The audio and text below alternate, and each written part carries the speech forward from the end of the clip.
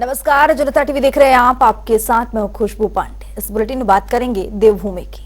उत्तराखंड विधानसभा सत्र का आज तीसरा दिन है, जहां कल मुख्यमंत्री पुष्कर सिंह धामी ने यूनिफॉर्म सिविल कोड का ड्राफ्ट विधानसभा के पटल पर रखा है। वहीं आज विपक्ष ने यूनिफॉर्म सिविल कोड पर चर्चा करने की मांग भी की है।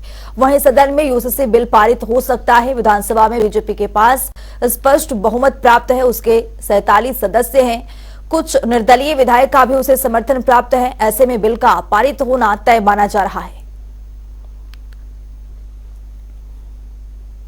देखिए, आपने देखा होगा कि कल काफी बातें मैंने सदन में बोली और यहाँ तक मैंने कहा है कि भाई गोवा प्रदेश में 157 वर्ष पहले यूसीसी आया था।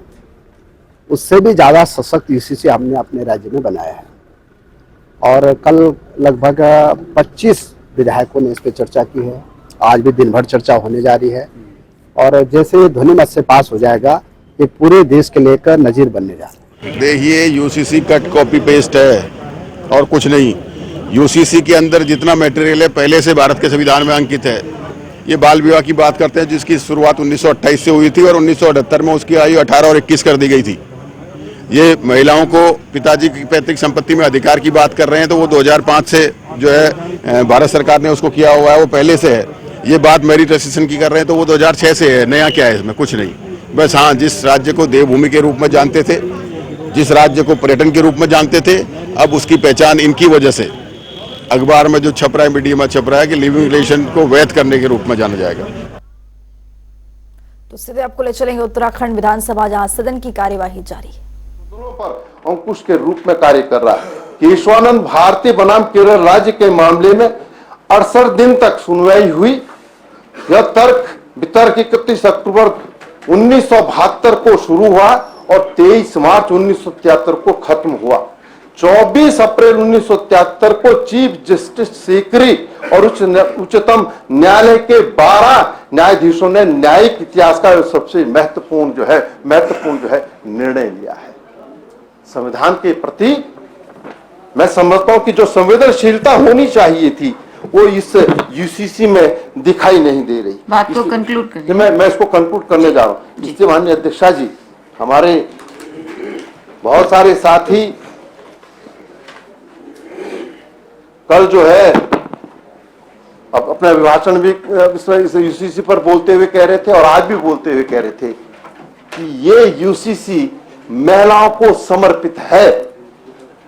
और मैं आज इस सदन में कहना चाहता हूं, यदि ये सरकार वास्तव में महिलाओं के प्रति संवेदनशील है और इस यूसीसी को महिलाओं को समर्पित करना चाहती है, तो मैं सदन में बैठे हुए प्रत्येक साथी से कहना चाहता हूं कि हमारी बहन अंकिता भंडारी जो हत्याकांड हुआ है, जिसमें उसके माता पिता कह रहे हैं कि सीबीआई जांच होनी चाहिए और सत्ता में बैठे हुए लोग इस यूसीसी को महिलाओं के लिए समर्पित कहने का काम तो कर रहे हैं, लेकिन सीबीआई जांच की संस्तुति राज्य सरकार नहीं कर रही है। इस संवेदनशील मुद्दे पर क्यों सत्ता पक्ष में बैठे हुए लोगों के मुंह बंद हो जाते हैं? कि हम पूछना चाहते हैं, हम जानना चाहते हैं। इस अध्यक्षा जी, ये बहुत महत्वपूर्ण विषय है। यूसीसी जैसा विषय आज सदन के अंदर आपने रखा है और चाहते हैं कि सर्वसम्मति से पारित हो। हम सर्वसम्मति से पारित करने से गुरेज नहीं कर रहे, लेकिन हम ये जरूर कहना चाहते हैं कि इस पर व्यापक चर्चा भी होनी चाहिए और व्यापक अध्ययन भी होना चाहिए। और जब व्यापक चर्चा होगी, अध्ययन ये होगा, ये तभी संभव है जब हम इसको प्रवर समिति को भेजने का काम करें। लेकिन सरकार नहीं चाहती है कि इसको प्रवर समिति को भेजा। ये तो यूसीसी को भी एक हथियार के रूप में प्रयोग करना चाहते हैं, एक हथियार के रूप में प्रयोग करना चाहते हैं। अभी हमारे बहुत सारे साथी तर्क वितर्क दे रहे थे, मैं उसे बड़ी गंभीरता के साथ सुन रहा था। अरे भगवान की जब हम उपासना करते हैं तो क्या हम चौराहे पे खड़े होकर उपासना करते हैं लाउड स्पीकर के माध्यम से? हम मंदिर में बैठ के, घर के अंदर भी जो हमारा छोटा सा मंदिर है, उस छोटे से मंदिर में बैठ करके हम अपने आराध्य को जो हमारे हैं उनकी पूजा करने का काम करते हैं। ये मैं समझता हूं आज ऐसी विकृति पैदा हो गई है कि यदि आप चौराहे पर अपने आराध्य का नाम नहीं लेंगे तो कह देंगे कि आपका उससे कोई सरोकार नहीं है। तो अध्यक्षा जी, इस परंपरा को रोकिए। और मैं तो चाहूंगा कि कम से कम सदन के अंदर तो हमको ऐसा व्यवहार करना चाहिए, ऐसा। और इस महत्वपूर्ण विषय पर बात हो रही है, और उस महत्वपूर्ण विषय पर जो है हम एक दूसरे पर आरोप प्रत्यारोप लगाने की बात कर रहे हैं। कभी हम कहते हैं कि हमने ये सिखाया, हमने सिखाया। अरे हमको सिखाने की जरूरत नहीं है। हमारी पारिवारिक पृष्ठभूमि हर सदस्य की ऐसी है कि वो जिस धर्म में आस्था रखता है उस धर्म के प्रति पूरी तरीके से समर्पित है। इसमें शंका नहीं की जा सकती है। ये पक्ष और विपक्ष होता है, राजनीति में पक्ष और विपक्ष भी रहेगा, और लोकतंत्र की यही खूबसूरती है कि इस देश के अंदर पक्ष और विपक्ष भी है। और मैं तो कहना चाहूंगा माननीय अध्यक्षा जी, हमने तो कल जब सत्र प्रारंभ हो रहा था तो व्यवस्था के माध्यम से हमने ये बात कही थी कि स्थगित सत्र को आप पुनः प्रारंभ कर रहे हैं। और जब स्थगित सत्र को आप प्रारंभ कर रहे हैं, कहीं पर भी वो विशेष सत्र नहीं है, तो स्थगित सत्र की जो परंपराएं हैं उस परंपरा का निर्वहन किया जाए। सदन को कार्य संचालन नियमावली के तहत संचालित किया जाए। लेकिन सत्ता के मद में मदमस्त लोग कार्य मंत्रणा में भी कहते हैं कि भाई हमारा बहुमत है, हम जो चाहे वो करने का काम करेंगे। तो मैं तो कहना चाहता हूं, फिर भाई कार्य मंत्रणा की बैठक क्यों बुला रहे हैं? वो हमको भी पता है, उत्तराखंड के लोगों को भी पता है कि सत्ता आपके हाथ में है, और बहुमत के आधार पर आप करना चाहते हैं, विपक्ष को विश्वास में नहीं लेना चाहते हैं, तो आप करने के लिए स्वतंत्रता आप करने का काम करें। विधानसभा में भी आपका क्या नाम बहुमत है, तो फिर विधानसभा सत्र को बुलाने की भी कहां आवश्यकता है? यदि हम जो है बहुमत के आधार पर चीजों को पारित करने का काम करेंगे तो मैं समझता हूं स्वस्थ लोकतंत्र के लिए कदापि उचित नहीं है। मैं आपका आभार व्यक्त करता हूं, आपको धन्यवाद देता हूं कि आपने बोलने का अवसर दिया, इसके लिए आपका आभारी हूं। माननीय सदस्य श्री शहजाद जी। माननीय अध्यक्षा जी, धन्यवाद आपका। और मैं दो इजाजत चाहता हूँ, बोलने की और लिखा हुआ पढ़ने की। कल हुई थी ना बात।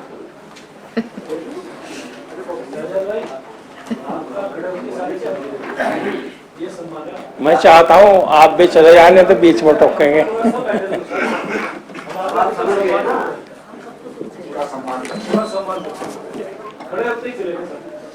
कोई बात नहीं, मुझे आप ही काफी है। दामी साहब बैठे, मदन भाई है, तो ज्यादा की आवश्यकता भी नहीं।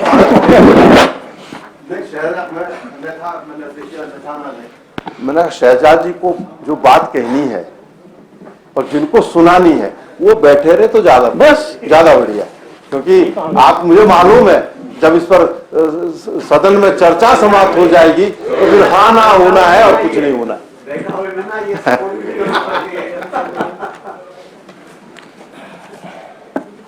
माननीय अध्यक्ष जी, मैं 2 दिन से देख रहा हूं सदन में कि जय श्री राम और जय सिया राम। नहीं, बीच में अग्रवाल जी फंस गए। धर्म की एक अवधारणा है, जो तफ करते हैं, जो इबादत करते हैं, उनका सिर्फ एक चीज होता है, माँ पे सो, हराम खा, चोरी कर। माँ का मतलब जमीन पर सो, गुस्सा खत्म कर, इबादत चोरी से कर, तब चोरी से कर। आप ऐसा अग्रवाल जी नहीं कर पा रहे।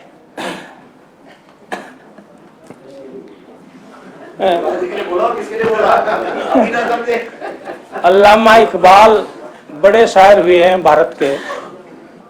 उन्होंने श्री राम को इमामुल हिंद कहा है।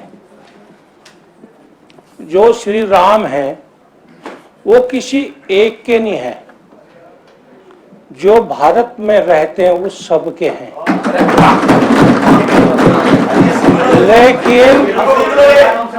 लेकिन अग्रवाल जी पैटर्न कराना चाहते हैं। कि हमारे सिवा राम किसी के आराध्य ना हो, कोई नाम ना ले। राम तो राम है। दूसरी बात, रामचरितमानस जो लिखे तुलसी राम जी ने, मैं उनकी एक चौपाई पढ़ता हूं, सम तुलसीदास जी को कि कोई बात नहीं, समरथ को नहीं दोष गुसाई, इसका क्लियर सा अर्थ है, जिसका अर्थ है कि समर्थ धन्यवान व्यक्ति जो साधन संपन्न हो, बलशाली हो, प्रभावशाली हो, आचरण सुनिश्चित सामाजिक मर्यादाओं के विपरीत होने के बाद भी उसको नियम विरुद्ध दोषी नहीं ठहराया जा सकता। मतलब आप समझ लो। माननीय अध्यक्ष जी, जो ड्राफ्ट आया है, जब से सरकार की अवधारणा इसे लाने की थी, आना चाहिए था, कोई बात नहीं, लेकिन पूर्ण कानून आना चाहिए था। हमारे यहां धार्मिक ताना बाना है, कोई एक धर्म नहीं है। जहां सनातन धर्म है उसके अनुयायी बहुत ज्यादा है, वहीं मुस्लिम भी है 18-20%, वो भी है। सिख धर्म भी है, जैन धर्म भी है, बौद्ध भी है, क्रिश्चियन भी है, सब लोग हैं और सबके अपने रीति रिवाज हैं। मैं भी संडे में जो यहाँ कार्य मंत्रणा नेता दलों की मीटिंग हुई, उसके बाद अग्रवाल जी के यहाँ गया, इनके भाई के शोक में, तो मैं देखा वहां कि 2 पंडित जी बैठे हैं, अग्रवाल जी भी थे, मैं भी हाथ जोड़ के वहीं बैठा। पंडित जी कह रहे थे कि भाई इस दिन पंचक लग जाएंगी, हंडिया फला दिन बंधेगी, गुरुड़ पुराण फला दिन होगी, दसवीं फला दिन होगी और 13वीं फला दिन होगी। अगर अग्रवाल जी को अपने धर्म के अनुसार, महान पंडितों से सलाह मशवरा के अनुसार जीने का अधिकार है, तो मुझे क्यों नहीं? अग्रवाल जी ने भाई जो धारा 29 है, जो बिल दिया गया है, अधिनियम दिया गया है, धारा 29 में जो विवाह विच्छेद है, इस्लाम धर्म में महिलाएं आपके भी धर्म में, हमारे भी धर्म में ज्यादा धार्मिक होती है, पुरुष के मुकाबले पर ज्यादा धार्मिक होती है, वो उसकी तरफ ज्यादा ध्यान रखती है। जो यहां मैं कहना चाहता हूं कि मेडिकल साइंस भी कहता है, और जो आईपीसी की धारा 12 है साक्ष्य, वो कहती है 280 दिन। मेडिकल साइंस कहता है कि पुरुष का डीएनए 75 दिन जीवित रह सकता है, 75 दिन में वो कभी भी कारगर हो सकता है। इस्लाम धर्म में जो मेरे नबी हुए, पैगंबर हुए हैं, उनकी जो किताब है कुरान शरीफ, उसका संविधान का टकराव नहीं है, आप ये मान लीजिए। उसमें अधिकार दिया है जिस देश में रहो उसके कानून को मानो, उसके उसमें बलिदान देने के लिए भी तैयार रहो, खून की आवश्यकता पड़े तो दो, उसकी सुरक्षा करो, कलाम पाक में दिया गया है। संविधान में भी अधिकार अलग अलग है। संविधान मुझे अधिकार देता है कि मैं अपने धर्म के अनुसार अपना जीवन यापन करूं। शरीयत क्या है? का मतलब क्या होता है? मैं अरबी नहीं पढ़ा हुआ, मुझे बता दीजिएगा। मैंने अपने स्कूल में श्री राम को भी पढ़ा है, कृष्ण को भी पढ़ा है, भजन भी गाए हैं, सब काम करके हम यहां पहुंचे हैं।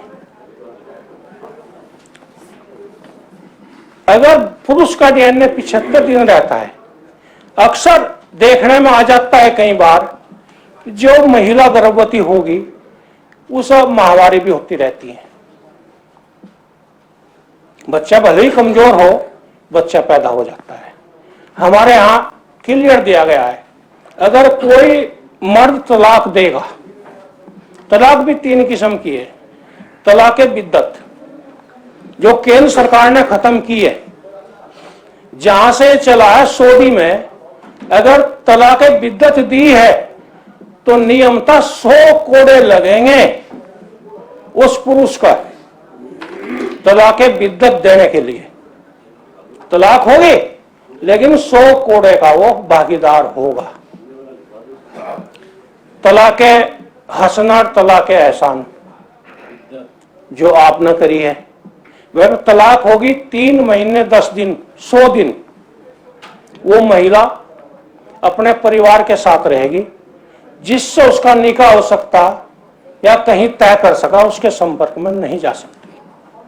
अगर पुरुष का देहांत होगा तो 4 महीने 10 दिन रहेगी। इसमें कोई आया है आपके पास कभी कि मुझे शरीयत का परमिट दे दो, मैं इद्दत करनी चाहती हूं, मैं निवेदन करवा नेता सदन से, तो इसमें महिला के विवेक पर छोड़ा जाए। यूसीसी पर अंतर्राष्ट्रीय हिंदू परिषद के संस्थापक डॉक्टर प्रवीण तोगड़िया का बड़ा बयान सामने आया है। उन्होंने यूसीसी के लिए उत्तराखंड राज्य सरकार को बधाई दी है। उन्होंने कहा है कि एक देश में 2 कानून नहीं हो सकते हैं। हम यूसीसी को कानून बनाने के पक्ष में हैं। बता दें कि अंतर्राष्ट्रीय हिंदू परिषद के संस्थापक डॉक्टर प्रवीण तोगड़िया हल्द्वानी पहुंचे थे, जहां अंतर्राष्ट्रीय हिंदू परिषद के सदस्यों ने उनका जोरदार अभिनंदन किया। यूसीसी लागू कर रहा है। उत्तराखंड सरकार को अंतर्राष्ट्रीय हिंदू परिषद प्रवीण तोगड़िया का धन्यवाद, अभिनंदन। एक देश में 2 कानून नहीं हो सकते हैं। मजहब के आधार पर, शरीयत के आधार पर अलग कानून करना, यह भारत में दूसरा पाकिस्तान बनाने की दिशा है।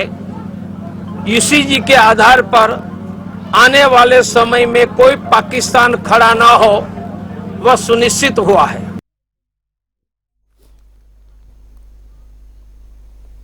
विधानसभा में यूसीसी पर विशेष सत्र जारी है। इस बीच किसी से पूर्व विधायक राजेश शुक्ला, पूर्व स्वास्थ्य मंत्री और किच्छा विधायक तिलकराज बेहड़ पर नाराजगी जताते हुए नजर आए।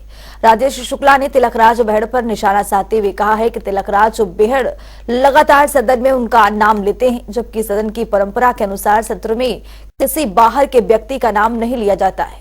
वहीं राजेश शुक्ला ने तिलकराज बेहड़ के इस बर्ताव पर विधानसभा अध्यक्ष, संसदीय कार्य मंत्री और राज्यपाल को पत्र लिखकर शिकायत की है। आप लोगों के माध्यम से कहना चाहता हूं कि 10 साल लगातार मैं विधायक रहा हूं और सदन के अंदर या सदन के बाहर मैंने अपने विरोधियों विपक्षियों का भी सम्मान किया है।